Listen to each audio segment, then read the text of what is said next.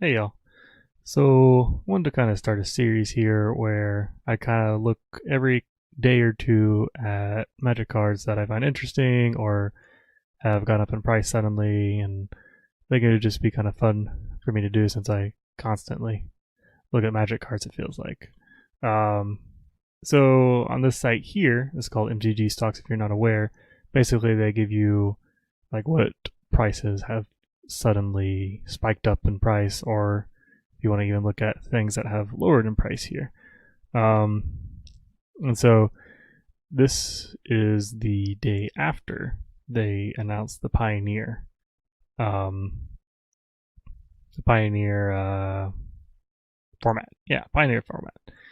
And so, since this is the day after they announced the Pioneer format, the MTG stocks goes the day before. So this is basically the day that the Pioneer format came out, I believe. But so I just kind of want to look through some of these and just kind of get my opinion on them. I'm not a standard player or modern player or anything like that. I'm more of an EDH player, but I think it'd be interesting to see and kind of figure out why these things spiked up in price. So as we can see here, like Aetherworks Marvel went up to from $130 to $10, and Dig Through Time went up 150 to like eight-ish dollars. Deathrite Shaman shot up. Smuggler's Copter shot up.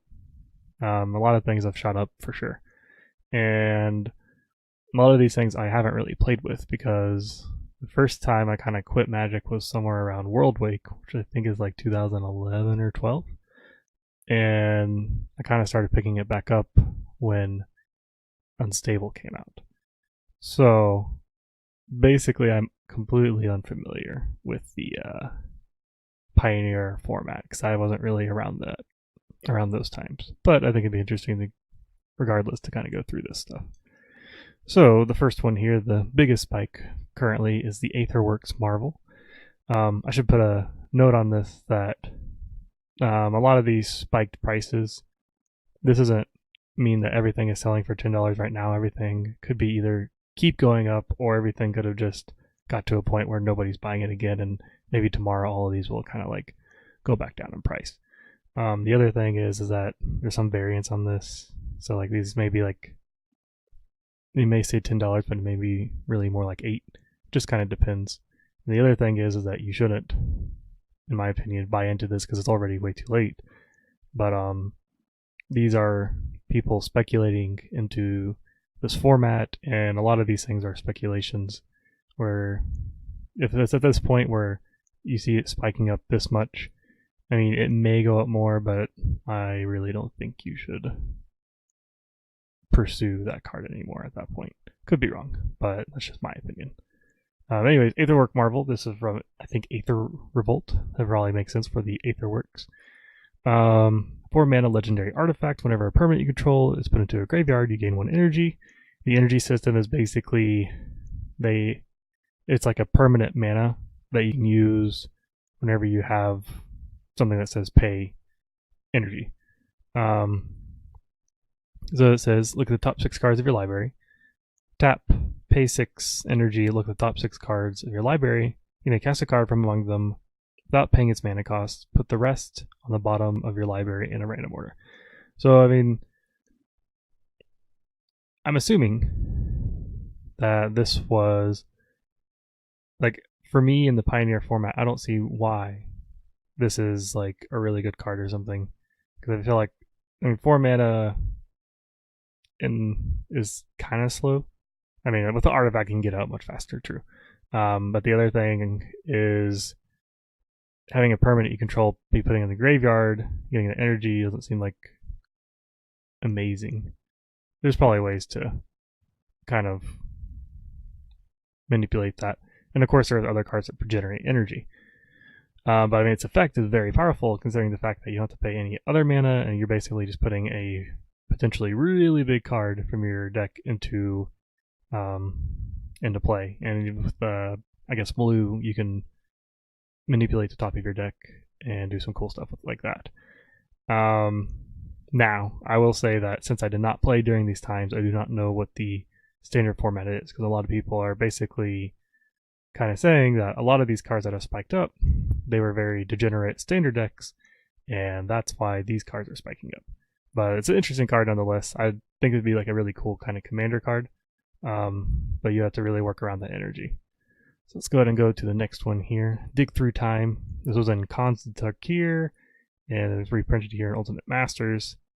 At least I think it's Constant Tarkir. It's one of the concept. So this one, six colorless, 2 blue. It's an instant. You can delve, so you can make its cost potentially just 2 blue. Look at the top 7 cards of your library, put 2 of them into your hand and the rest in the bottom of your library in any order. Yet again, I really don't know how fast putting 7 cards, putting 6 cards into your graveyard can happen. But I mean, basically 2 blue, and then how to explain that? Like basically scry 7 and draw 2 is pretty good. I mean, I can see why this is this would be a pretty awesome commander card. Yet again, I'm not sure what happened in the past to make this so like when I think about it, I'm like, oh, getting 7 cards into your library quickly seems hard, especially with not having like I guess shock lands, or not shock lands, fetch lands in Pioneer format. But I mean, I guess regardless, if you can get this card to just 2 mana, it's pretty crazy. So I can see why this is being put in there. I think this would be really cool for like a Tessiger deck, yeah. With the Delph mechanic and everything, but definitely a cool card. Let's see here. Now we have Deathrite Shaman. It's funny because I think I thought about buying this because it's only like $1. I think I have one just kind of laying around. Now he's like, what, $15 or something crazy. But he's a black or green 1/2 elf shaman creature. So you can exile a land from the graveyard and add 1 mana to your mana pool. So basically a better Land of War Elf, I should say. Or Birds of Paradise. Birds of Paradise is a better comparison. Or you can pay 1 black, tap them, exile target instant or sorcery from your graveyard. Each opponent loses 2 life. Exile target creature card from your graveyard. You gain 2 life. Oh, it says from a graveyard. So, okay, this could kind of like be good if you want to hurt your opponent's decks by assuming that you're going to probably use your own deck. Like, this is one of those cards where I'm like, I understand why this is powerful, I guess. Not quite $15 powerful, and this is why spikes are spooky, because this shouldn't be a $15 card, in my opinion. I can see it being like a $6 or $7 card when we compare it to Birds of Paradise. Because, I mean, each opponent losing 2 life. So opponent loses 2 life if you pay 1. Seems okay.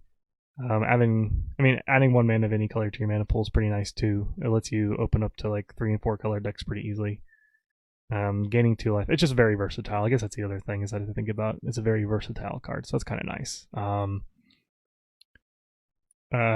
commander, it's pretty great. Another Tessiger, actually. I think of Tessiger again. You could probably do it for just like dredge decks even a little bit, because with as much dredge as you have, or if you have enough dredge, you can just basically dredge out your deck and do what you need with it. But yeah, I've seen this card before at least. The other 2 I haven't really looked at ever. But yeah, I love the art on this one because of all the skulls like going around this guy. It's a very good, well designed looking card there. So let's see here. We're at the Smuggler's Copter. I think there's another Aether Revolt or something like that. 2 colorless, 3/3. It's a vehicle, crew 1. So basically, as long as you control 1 creature that has 1 power or more, you can make this vehicle become an artifact creature. So it has flying, and when it attacks or blocks, you may draw a card. If you do, discard a card. So this is pretty crazy, and it's sad that this card's gone up so much because it'd be a fun card just to have for any vehicle deck. Because a 2 mana 3/3 flying is pretty crazy, and crew 1's not that hard. It shouldn't be that hard if you're going for a vehicle deck. But then able to, you have to draw and discard, but regardless, it's pretty good. Being able to cycle out your hand like you have too many lands or whatever, it's pretty nice. Too bad this card is now as expensive as it is. Give it a little bit, it'll go back down, I'm sure. I hope, maybe. Not to see if the Pioneer format actually lasts long enough for it to keep that price, but love the card. And it's your boy Yoko Kurama. Wait. It is Oko, Thief of Crowns. This card is spiking crazily, and this is probably more due to the fact that Field of the Dead was basically kind of dominating standard there, and they banned it, and then everybody's like, Oko's gonna be the one. He is the one now. I mean, Oko, I think this card's crazy, and I'm sure a lot of people agree with that. He is a one colorless, green-blue, legendary planeswalker. He starts at 4 loyalty, which is pretty crazy. And then he has +2 create a food token, which is nice. I like the food mechanic a lot. Too bad he's not like in the Jund colors. If he's in Jund colors, I think people would just die at this point because I think Modern is being overrun by Jund a little bit. Maybe not. I'm not sure on that. Then his +1 ability is basically artifact, creature, beast within. You make any artifact or creature lose all abilities and become a 3/3 elk, which is crazy. This is a crazy good card, and I understand why it's worth so much. At this point, I mean, it's gonna drop back down. I'm pretty sure most of these things do drop back down pretty quickly. But let's look at this with -5 ability, I guess. Exchange control of target artifact or creature you control, and a target creature and opponent controls the power of 3 or less. So basically, his -5 is it's whatever. I mean, maybe it's good, but I don't think a lot of people are caring about the -5 as much more the +1 ability. Now, the other thing people are saying that this should have been banned preemptively when Field of Dead was banned, and I'm not sure about that. I don't play enough standard and stuff.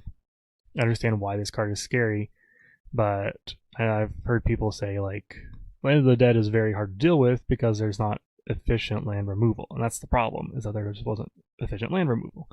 But Planeswalkers, at least you can hit them and shock them and things like that. Fun fact about Planeswalkers I didn't know is that if someone casts a Planeswalker, they can use their +2 ability and gain 2 loyalty.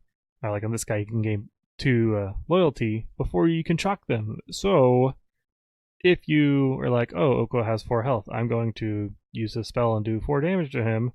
Well, if they immediately use their +2 ability, he goes to 6 before you can do that, and that kind of sucks. But now you know if you didn't. But regardless, I really like Oko, though I see why he's already powerful. I think everybody likes Oko, but doesn't like him because he's too powerful. At least it seems like he is right now. Let's see. And I believe... Yeah, okay. So these cards are cards I just kind of looked at today. So this one was just an interesting card I liked for a commander, potential commander I'd do later. So it's Marasil the Pretender. He is a 1 in Grixis colors. Basically, when he enters the battlefield, you may exile an artifact or creature card from your hand or graveyard and put a cage counter on it. So you'd probably want to try and dig through your deck a lot. There's a lot of blue and red cards that allow you to either draw like 7 cards and discard your hand or stuff like that, so you can potentially get through your deck pretty easily. But then it also has activated abilities of all cards you own in exile with cage counters on them. You can only activate them once per each turn, though.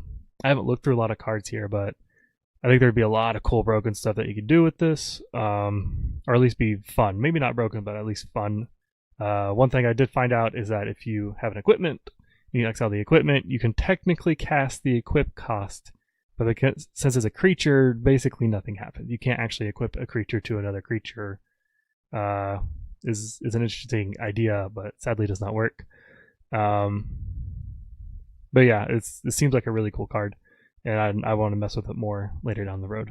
And then the next card is kind of going more to the Grixis. This was my original idea with this guy, has been like, oh, can I turn him into a Scythe? And no, because the Scythe has no activated abilities. But Unscythe Killer of Kings is like one of my favorite cards back, and I guess that's Conflux there. And I've always wanted to make a deck with this card. I'm not saying it's a good card. I just love the art on it, and I love that. I like Scythes in general.